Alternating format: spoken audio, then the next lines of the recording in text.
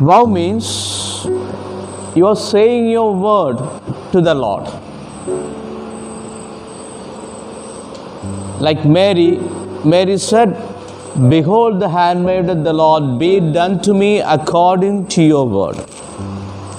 That means by that commitment, by that vow, she is telling God that I will be living this throughout my life. I will be living this commitment throughout my life. That means vow is the commitment, vow is the word that you are extending in space and time to live throughout your life. You are taking 3 vows: chastity, poverty, and obedience. Actually, to empty yourself, saying, "Behold, I am. Nothing of mine, but your will I will fulfill. I will live for you. I will commit myself to you. I concentrate all my time for you, commit my health, my being, and live this commitment in space and time." That means it is this word that you are extending yourself to your life, throughout your life, to the end of your life. So that means, in other words, the moment of the vow is that moment you are living throughout the life. I am committing myself to live this moment of committing myself to you, you are saying that I will live. And you are giving your word, you are expressing yourself in word. What is word? Word is you. The word that you commit, the word that you say is you. That's why it represents you. You are saying I. Therefore, the whole of your being you are committing there. You are saying, I will live these conditions throughout my life.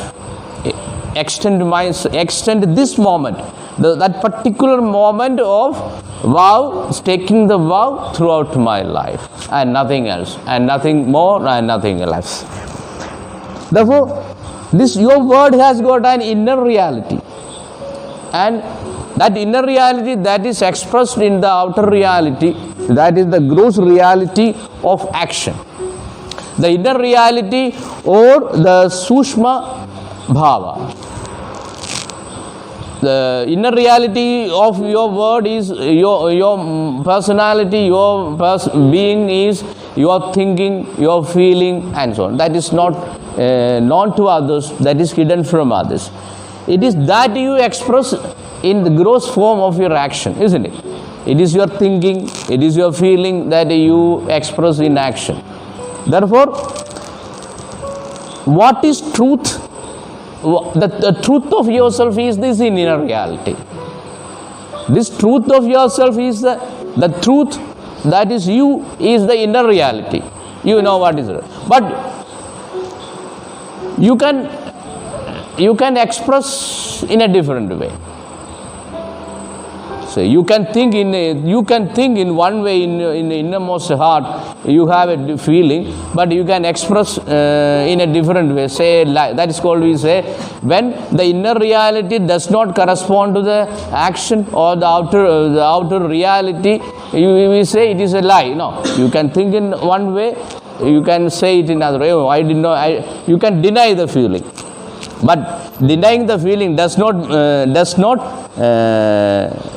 delay the feeling, isn't it? The feeling is there, the reality is there, the truth is there, but the simple denial does not delete it, but you bifurcate it. So whatever it may be. So the truth is that the truth of yourself you are expressing in action. When you are expressing yourself in, that means when the inner reality is corresponding to the outer reality, the action, we say it is truth. The inner truth should be corresponding to the outer truth, that is your word, your expression, your action.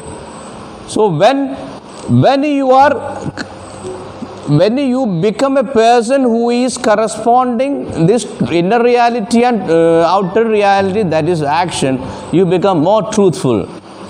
That is the meaning of the vow. That means you become more truthful and truthful. If you are going to say lie, you become less truthful. Isn't it? Jesus said, I am the truth. Why he said? He said, whatever I know from the Father, I have revealed to you. I have nothing to hide from. I have nothing to hide. So, that means the inner reality, if you are not hiding anything from others, if you have nothing to fear of your inner reality, you can express it, you become more truthful. When you become more truthful, you become more powerful. Your word becomes actualized. You say something, it happens, the miracle happens when you become more truthful. That is why Jesus said, the truth will make you free. Free from everything. Free from fear, free from deceptions, free from everything. So, that is the meaning of the vow. That means the inner reality of yourself. The inner reality of yourself, that is you. That you are able to express in others without fear. For which you should have the courage to be truthful to yourself. Truthful to yourself, truthful to others. Then you become more powerful and more truthful. And this inner reality is a gross form. It is gross form, isn't it? Sorry. So it is a subtle form. The inner reality is the subtle form. This subtle form I am expressing in the gross form. So the correspondence between the subtle and the gross reality is the truth. The more truthful you are to your subtle form, the more you will become truthful to your gross form. And this correspondence between this subtle form and gross form is truthfulness, not lying. The other is hypocrisy. So Jesus always was against hypocrisy. He criticized the Pharisees for their hypocrisy. They are saying in one way, but what happened? Doing in another way. Therefore, they will not enter the kingdom of heaven. So, your word, you are saying. You can say, I can lie with my word, but that is truth. That the truth of myself. The truth of myself I have to say. That is what I say. When you are taking a promise, you have to keep the promises. So there are, now we have traditionally the kings and so on, they have lived and died for their word. So they will say, I have kept to the word, I will die for it, isn't it? So they have died. Because why? It is the expression of truth for which they valued it. And it is you who have to value your word. If you are not valuing your word, nobody is going to value it. When you are valuing your word, you are valuing yourself. By valuing yourself, you are giving value to you, the person that you are. If you are not valuing yourself, nobody will value you. It is I who have to value my word. It is I who have to express the value and give the value. Therefore, that will compel others to value you. Isn't it? Only when I value my word and keep the word and stand for the word, others will respect it. You can command respect only by valuing you and valuing your word. Valuing your word is valuing yourself. Only when you value yourself, others will value you. Because value is intrinsic, not extrinsic. Even when others devalue you, you can value and stand on it because you value yourself.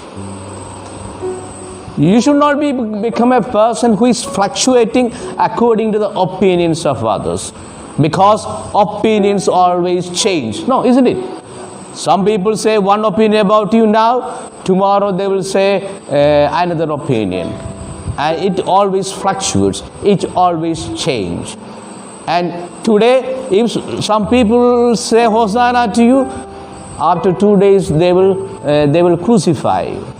And only a person who values the self and the word can stand beyond and remain beyond the hosannas and the crucifixions. And only such people will have the resurrection in the life. So therefore, the vow means that I have to begin to value my word, value myself, despite or in spite of the opinions of others, in spite of the changing opinions of others. So you become static, you become a reality, you become powerful, you become strong when you can stand beyond the changes. That is why Jesus is saying, you have gone to the desert to see what? For what you have seen? You have gone to see someone fluctuating according to the wind? No. So he is speaking about St. John the Baptist. So that is the call that we have received when we take the vows, that so I have to begin to respect, value my word and my person in spite of the changing opinions of others. Is that it should lead to integrity. What is integrity? See, integrity means you are able to integrate all the capacities, human inclinations, your talents, everything together. Nothing left out. So you become an integral person, integrated personality. That is the growth. So only a person who respects the word, keep the word, can become integral. Otherwise disintegrated. If I am saying, if I know the truth of myself, I don't grow into the truth of myself, I become disintegrated. I can say lie. Saying lie means lying or not living the truth is disintegrating. That means I am saying a word, not living it, or changing the word. Is it not? I am saying a word now. Tomorrow I am saying, I did not say that. I can say that, but that is disintegrated, disintegral. Therefore, such persons, anybody will trust? Nobody will trust. Only a integrated persons people will trust. A person will trust only a trustworthy person. So only an integrated person will become a trustworthy person. And you become a trustworthy person when you keep your word, when you value your word, when you respect your word, when you give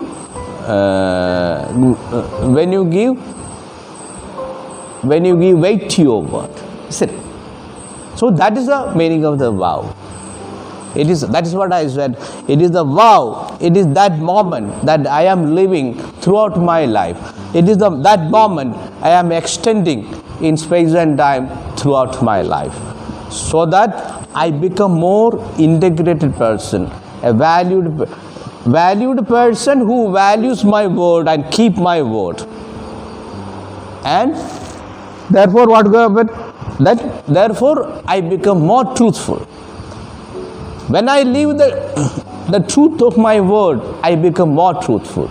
More truthful means more powerful and more integrated. And that is what the vow means. That is what we are called to. Therefore, such persons will be committed to a cause. You are all called to be committed to one person, that is Jesus Christ. Commit your time, your energy, your health, your talents only for Jesus Christ. And whatever you do only for Jesus, and for the sake of Jesus, not for anybody else. So when you are doing that, you become an integrated person and you become more virtuous.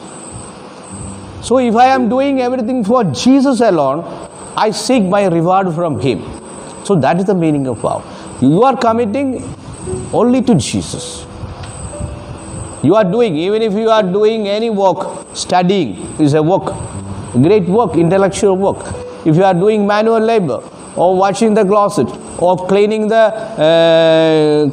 chapel, or cleaning the floor, and if you are doing for Jesus, so it is a sign of commitment. It is a sign of your vow to Him, that is what Jesus said, seek the kingdom first and everything will be added to you. So I will be doing everything for the sake of Jesus, and the result will be the salvation of others. So that is the meaning of vow, that is the meaning of commitment. So let us become persons more committed to Jesus and doing everything for the sake of Jesus, not for anybody else, not to show the superior or anybody, or pleasing to be pleased by others. If you are doing to be pleased by others, when they are not pleased, you become dejected and depressed and unhappy. But when you are doing for the sake of Jesus, and you will get the reward from Him, and your family also will be blessed because you have done for Him. And that is the meaning of the vow. Primarily you are making your vow to the Lord, then that vow for the people. So let us thank the Lord for this moment of commitment, because the concentrated commitment we have in all walks of life. In politics they have commitment, no vows they take. In marriage, in nuptial promises they take. Or in any, sometimes in institutions also they take vows, is it not? So it is binding. The vow is binding, saying that it's a promise that I will be available. I will be available for the cause always.